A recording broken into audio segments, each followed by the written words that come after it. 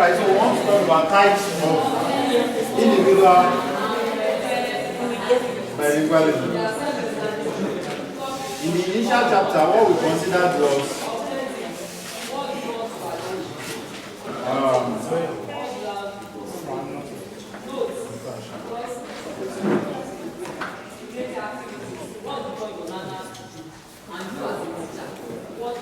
the last chapter, what we looked at was typology of bilingualism. Typology of bilingualism. What different forms of bilingualism that you could have. But now I want to look at bilingualism as related to people. So, right, yeah. Okay, so types of bilingualism. Compound bilingual. Compound bilingual. What's compound? What's compound? Generally, not in 272. What's the idea of compound? Your knowledge of English. What's compound?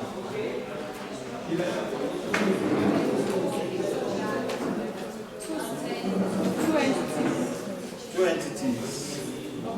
Two entities, that's all.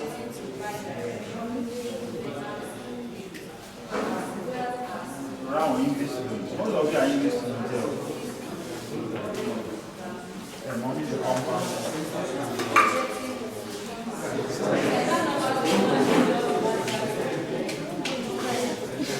Mommy the compound. Things join together and the compound.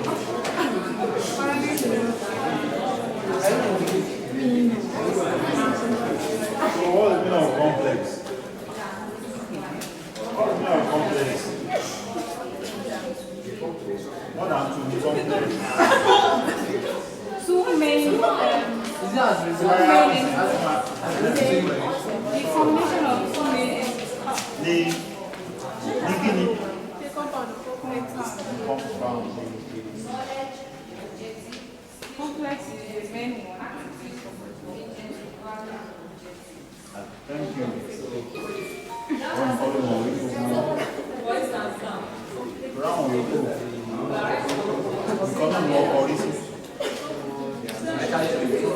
No, you don't answer.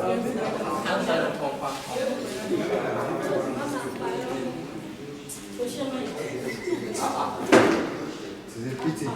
Now, according to Ivy and Osgood, they describe the compound bilingual as one who learns the two languages in question at the same time and in the same and in control of what? Of them. Please take note, a compound bilingual is someone that learns what? The two languages at the same time and has the same control of what? Of them. In other words, it refers to simultaneous acquisition of L1 and L2. When they learn L1 means first language. L2 means what? Second language. When you learn first language, you don't learn the second language at the same time. That's the what? A compound bilingual. In Akwa Ibom and Cross River states of Nigeria, Ibibio use Ibibio language in an Ibibio audience, while Efik is used in mixed audience and taught as what? Subject in school. Efik is more like a regional language. Are you following me? But the local speakers, they understand their Ibibio, and I say that they learn what? Efik. Do you get the gist?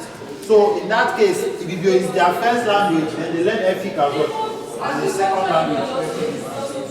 A child raised in this type of environment will be a compound bilingual because he or she will have a good command of the two words, of the two languages.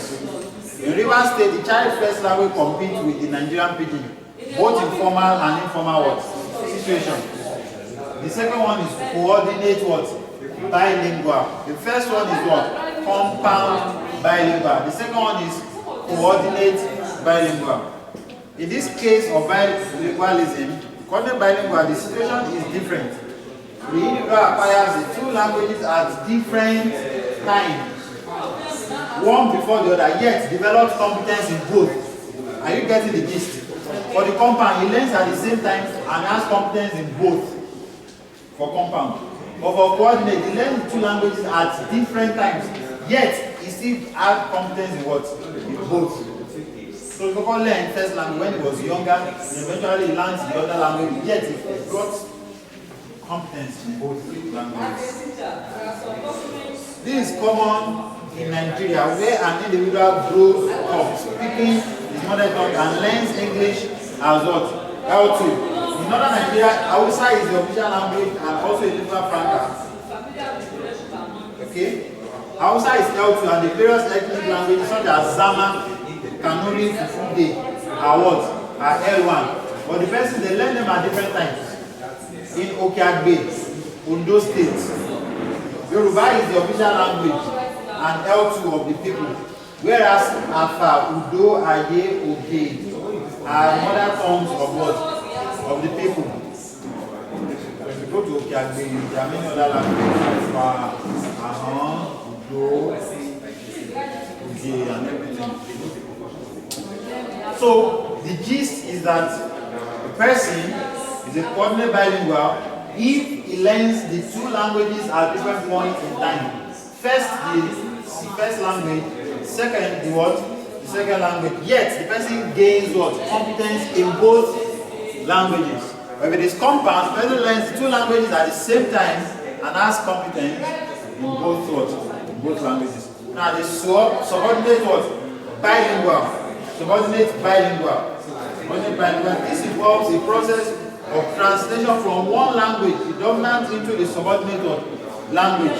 This is done at the bilingual superficial level of psychological programming of utterances from one to the other. So in this kind of case, the person has unequal knowledge of both languages. He learns one first, then he uses his knowledge of the first language to learn the second word, the second language. That's why we have modern tongue interference, many speakers of English. So they will say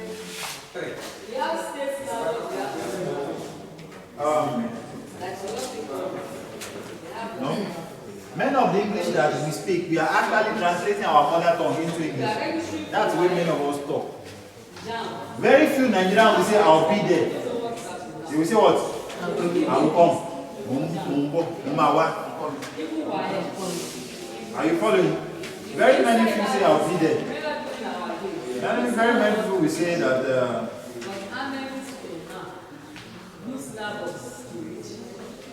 I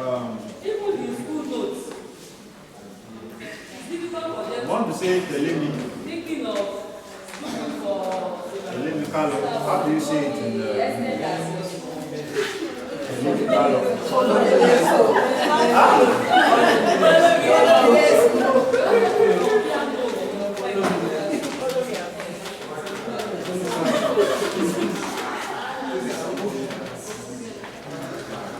If you want to say Mokwamoto, how many of you, how many of you say it?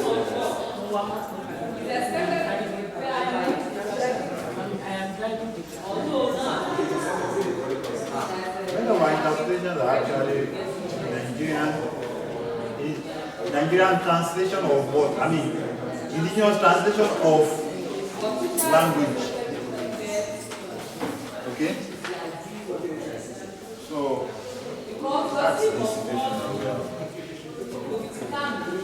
If subordinate bilingual tries to speak the second language from the knowledge of his first word, from the knowledge of his first word, language, from the knowledge of his first language.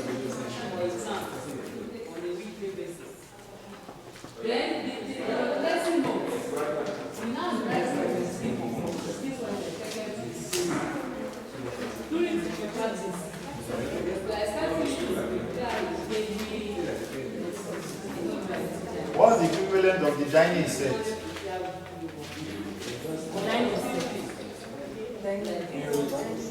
In Yoruba.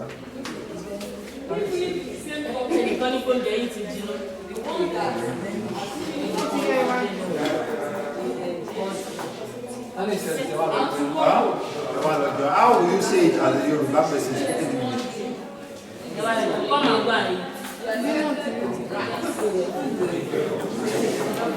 How will you say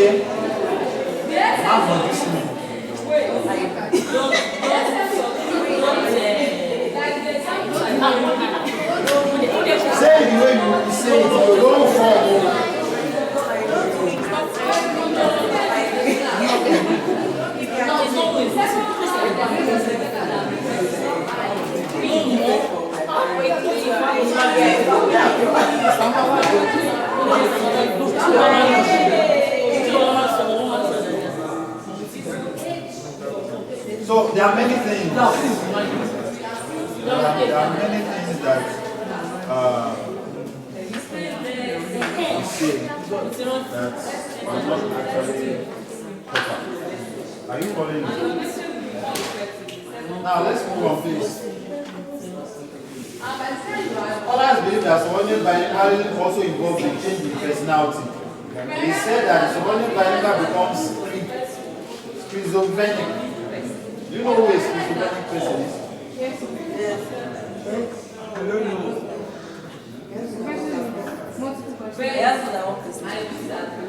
That's a form of disorder, a mental disorder.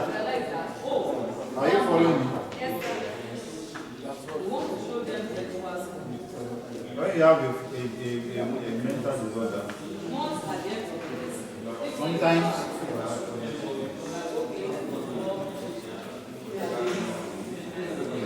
it manifests in different ways. Sometimes you might be talking to yourself. I'm talking to yourself. Are you following me? I mean, talking to yourself. Hola, you are looking. You teach it on. Come on in now. I don't know about all. You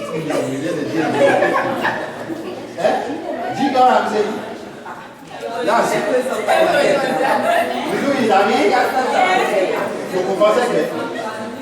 Bro, we do that good at that too. You know what I'm saying?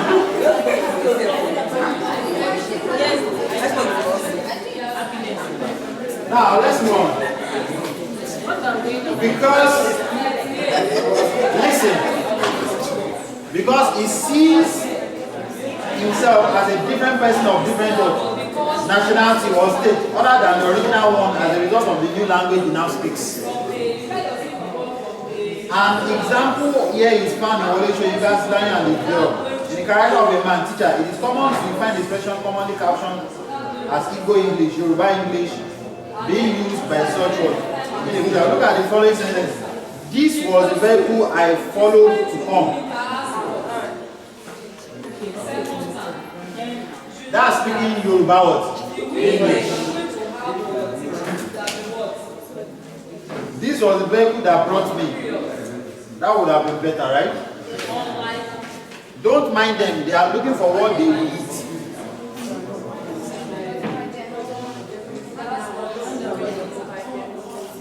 Basically, you just see that they are what? Sycophants. Right? That's the basic thing you want to say. They're only praising you because they want something to eat. But since you don't know sycophants, you will just say what? Don't mind them, they are looking for what to eat. Abi? So you use longer sentence to express what you should say in what? In one word? In one word. Are you following?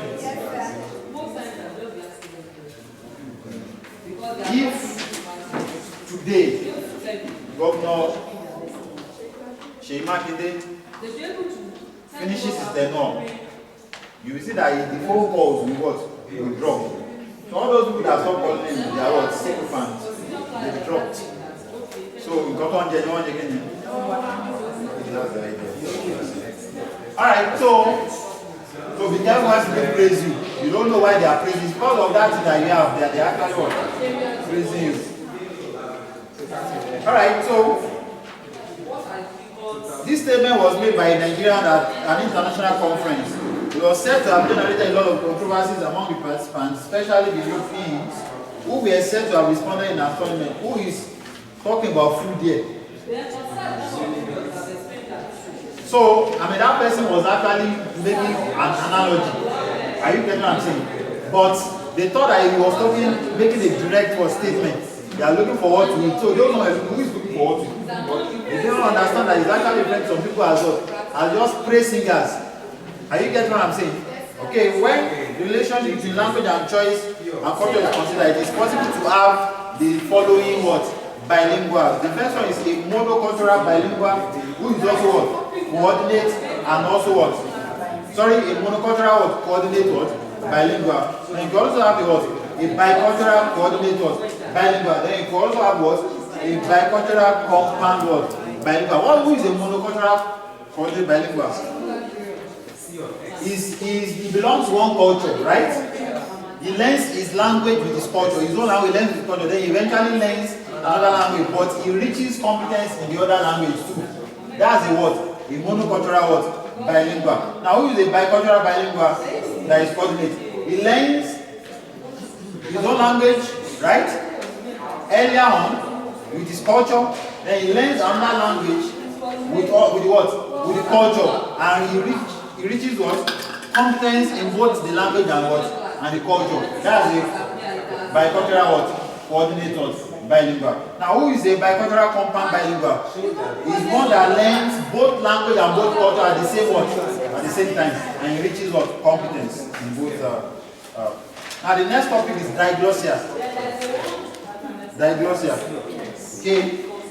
Normally, I wouldn't spend too much time here. It's something that you might have to read by yourself. Because there are a whole lot of things to talk under code switching. Maybe I've not going to talk about language planning. We've always been talking about it since 100 level. You said? You want to go?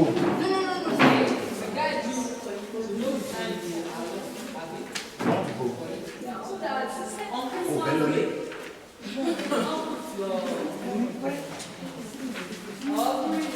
Now, what's diglossia? Is that the next topic? Yes. Diglossia.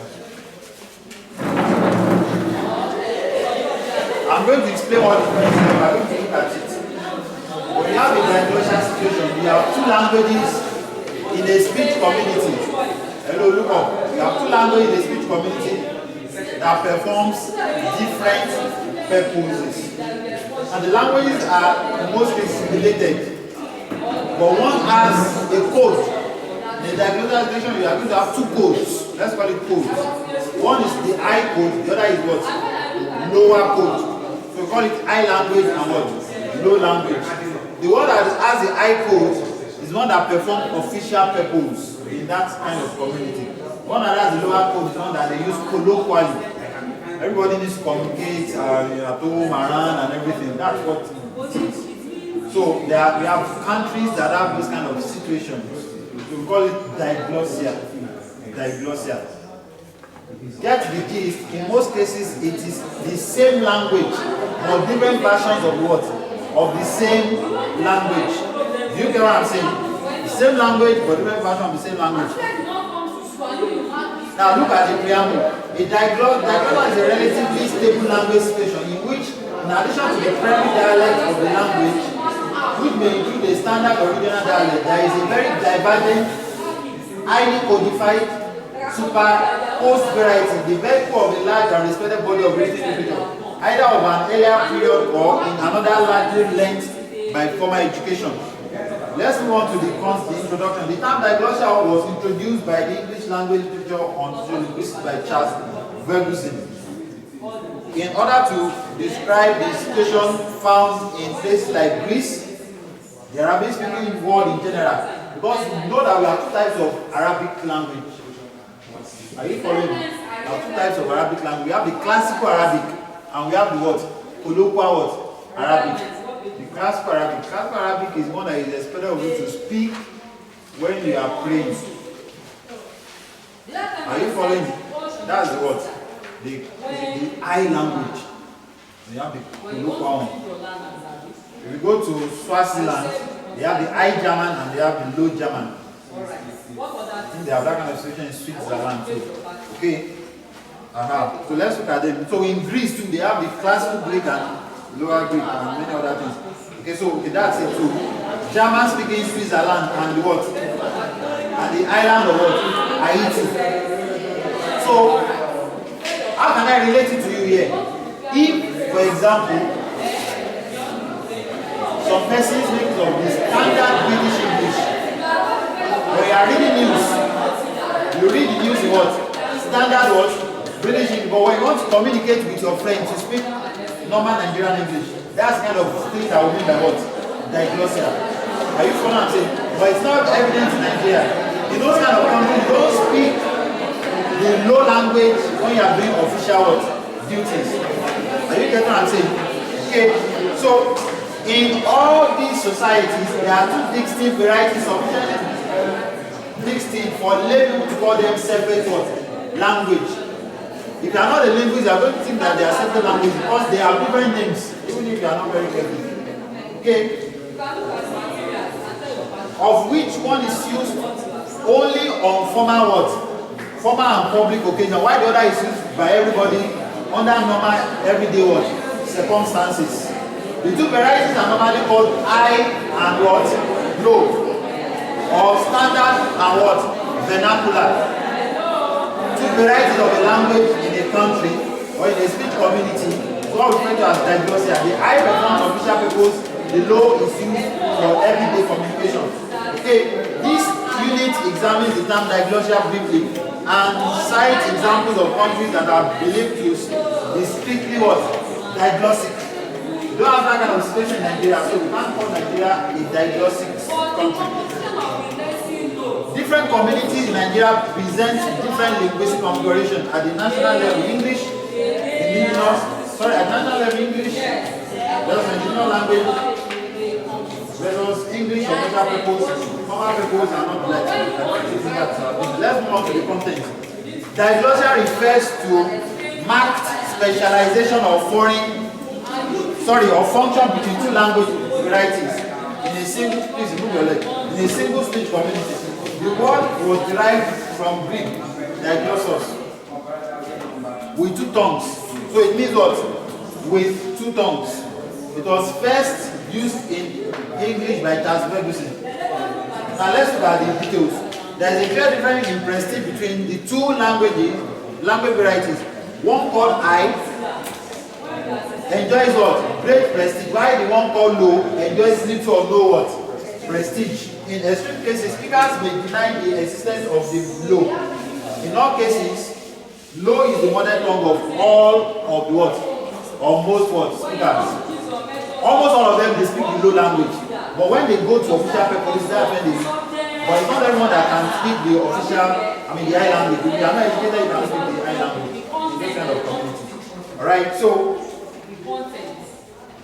now let's look at some other details. The specialization of function is highly predictable from one diglostic society to another. The low variety is used for ordinary communication and for more popular types of entertainment. Okay? I'm going to be skipping some lines that I feel they are not relevant. However, it may be used in comic strips, in caption, to political cartoons, in spurious publications, and perhaps in personal letters. The high variety is used in newspapers and most other publications for all serious literature, for university lecturers, for news broadcasts, and other format types of radio and television broadcast. So you see that the high language is the formal what? The formal language. Among the diglossic societies identified several years ago are Greece. So in Greece, the high language is called Katarevusa, a kind of fake classical Greek. So it's a classical Greek. Then the low language is called Demotiki, an ordinary spoken word, Greek. In German Switzerland, they speak, the high language is what? Standard what? German. Then the low language is what? Swiss German. Now in Arab countries, the classical Arabic of the Quran is the what? High language. And the low language is what? Spoken Arabic. Are you getting it? So you must be able to define, if you ask a question on this, you must be able to define what diglossia is. You must be able to explain the difference between high language and what? Low language along the parameter of function. What do you use them for? That's how you define them. Then you must be able to provide examples of what? Countries that make use of what? Such situation. At least you must be able to remember Arabic. I'll be able to remember the situation in German Switzerland where they make use of the standard German for the high and Swiss German for what? For the low. You cannot remember Ketarevusa, which is the high, and the Gotiki. At least you must be able to remember the other two. Then in Paraguay, Spanish is the what? High language, and Guarani is the what? Low language. Note that Fishman applies the term to cover the use of the two different languages for two different functions. In Nigeria, English functions as high language and indigenous language functions as what? Low language. Okay, so that's that about that. Now let's move on to some other businesses. Code switching and what? Code mixing. Code switching and code mixing. I'm going to be skipping a number of things under code switching and code mixing because it's just something that you need to really set with family. Now, when I talk about code mixing, I've given you the gist in other kind of men, right? I explained it. Abi?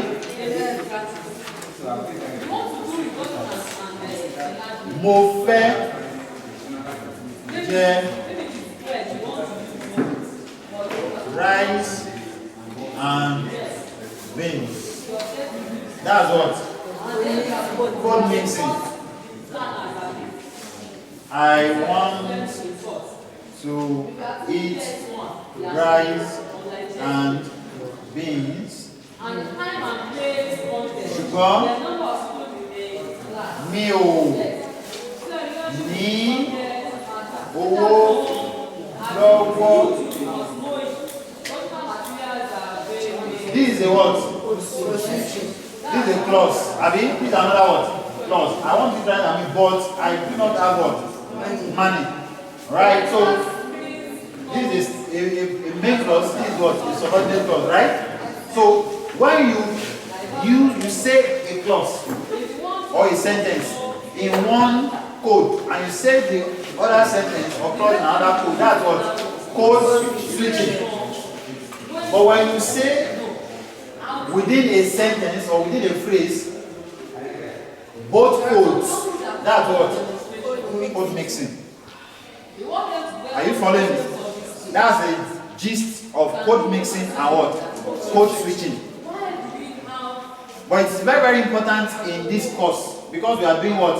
Bilingualism. Are you following? We are doing bilingualism, so it's very, very important in this course that you take note of that. Let me check it. So some of the things, I don't want this thing to go off. Alright, so there are still some 33 minutes. I will stop it before the next 15 minutes.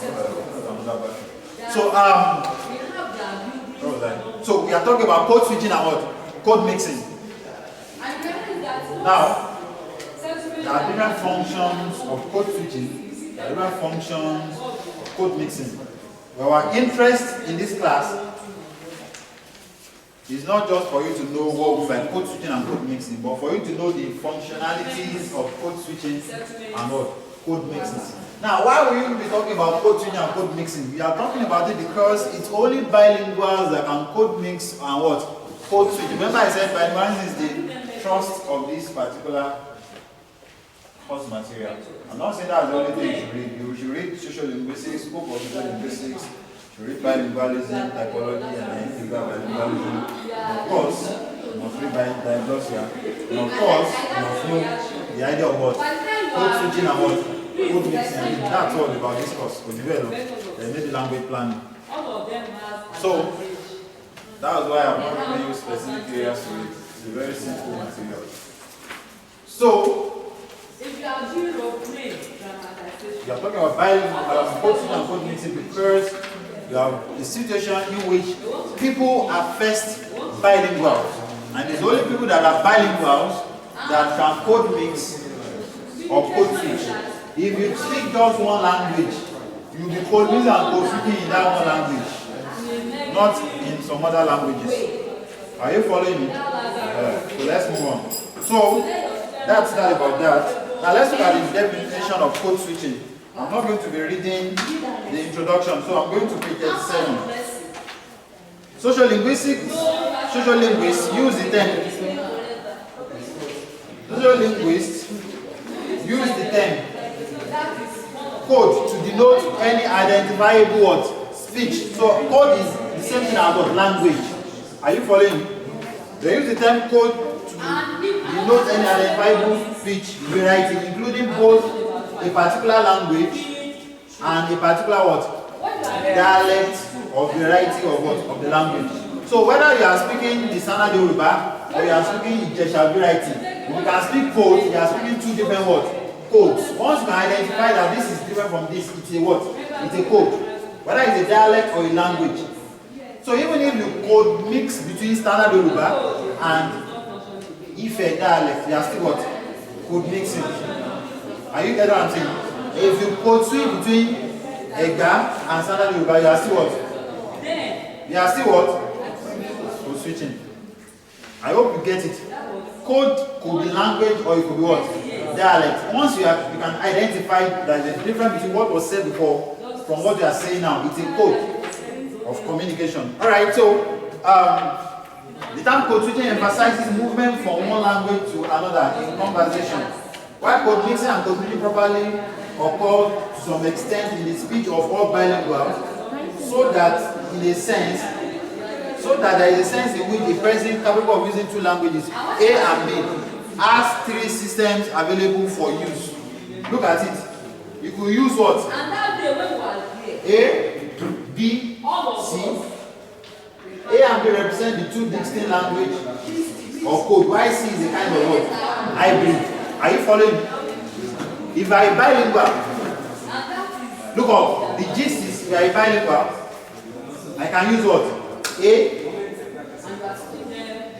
and decide that I've done it before when I was much younger, especially when I'm preparing for exams and I know that I need to pass the exam. I will make sure that I don't speak any Yoruba. I would set the target from 2 weeks onward. I'm not going to speak Yoruba again. If you ask me anything, my parents never do English. So I will decide, okay, so from this morning, 8 a.m. to 12 p.m., it is what? English. Then from 12 p.m. to 6 p.m. it is what? Yoruba. So I have option A, Abi. I have what? Option B. Now there is option C that, okay, what you want to be by Abi. So you can use what? Option A and what? B together. Which gives what? C. So option A, standalone. Option B, standalone. Option C, hybrid of what? A and what? And B. Hybrid of A and B is what we refer to as what? Code switching and what? Code mixing. Right. So as a bilingual, you have three options available for you. You use option A, use option B, or you use what? Option A and B. Alright, so now let's look at code mixing. The term code mixing was first introduced in West Africa by Ansari. He referred to it as inserting various chunks of English into the performance of West African languages. Simply put, it is the mixture of two or more languages within a single word, sentence. The mixture of two or more languages within a word, a single sentence. It comprises various linguistic units such as affixes, words, phrases, and what? Clauses. From two distinct grammatical systems within sentence and speech event. Code mixing can also be defined as alternatives of two or more languages within the same sentence. You can alternate. You can speak a part in Yoruba, then you move on and you speak another part in what? In English. And excursion. You can use those one. I don't know if you remember a point in time when Jega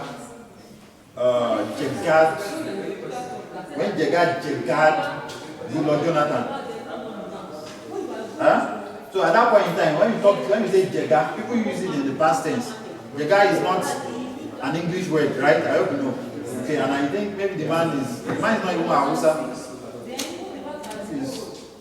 I can't remember the language now. It's not Hausa, the man is not Hausa. So maybe it's a thief or something. I can't remember his language now. So people now say Jega. So if they want to say, I will remove you, they will say what? I will Jega you. So what has happened? They are putting ED after what? Jega. If you do that, they are also what? Code mixing. Because they are using an affix that belongs to English with what? With a word that doesn't belong to English. It can also now mean that you are alternating completely. You are saying a part in what? Part of the sentence in the language, they are completing another part of the sentence in another word, another language. Let's look at examples. Time. I mean, it's only ladies that can say this. Have you heard? I mean, only ladies that can say this. Only ladies. Someone like happiness. You see that? One will arrest any person. I mean, that all over from going to one will arrest any person. Only ladies will say this. What to get you, man? More like a gun. Gold. That's gold for you. More like a gun. Okay. Now English and Igbo. Let's sit down. Let's sit down. English and Yoruba. Okay, so let's come to code switching.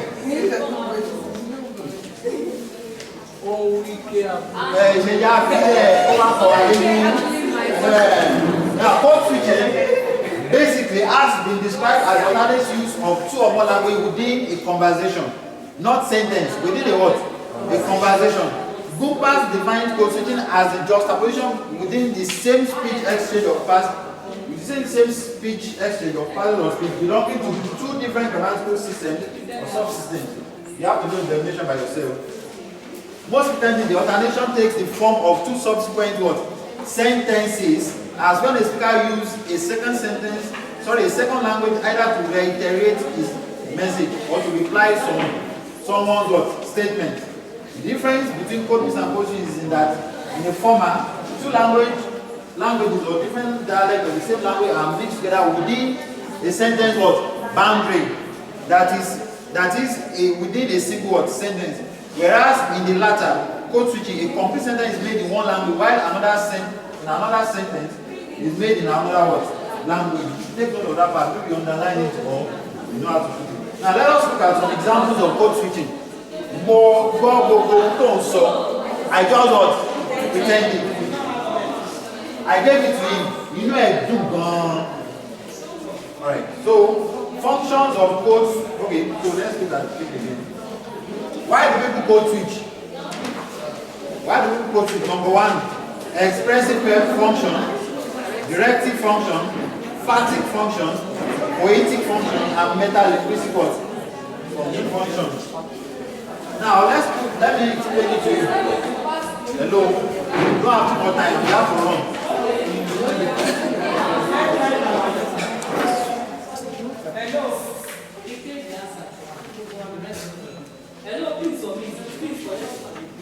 Alright, so let's run.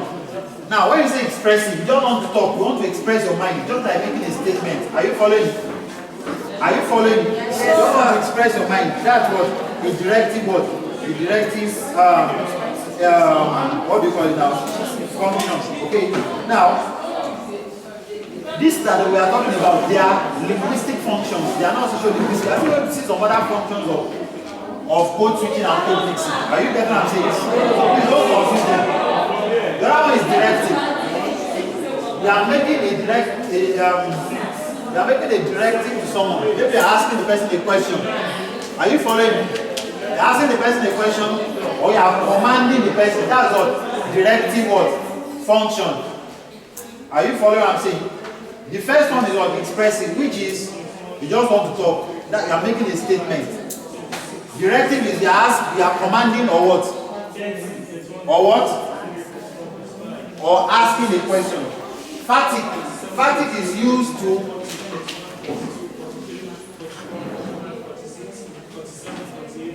instigate, or let me put it this way, it is used to build interpersonal what? Relationship. It is used to build what? Interpersonal relationship. Phatic means maintaining or building what? Interpersonal relationship. When you are greeting someone for the first time, you are using language for what? For phatic purpose. Are you following me?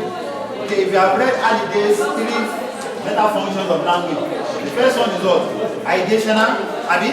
Second one is what? Interpersonal. The third one is what? Textual. Are you following what I'm saying? The interpersonal one is same thing as what? Phatic. When you are building a relationship, you are using language for phatic purpose. But they like a gun. That's what? Phatic. Are you following what I'm saying? Now the next one is poetic. You don't want to be poetic in your what? Your speech. Then the other one is meta-linguistic. Meta-linguistic that you are trying to create new words. Are you following me? For things that do not exist before. So we're going to stop this and change the battery.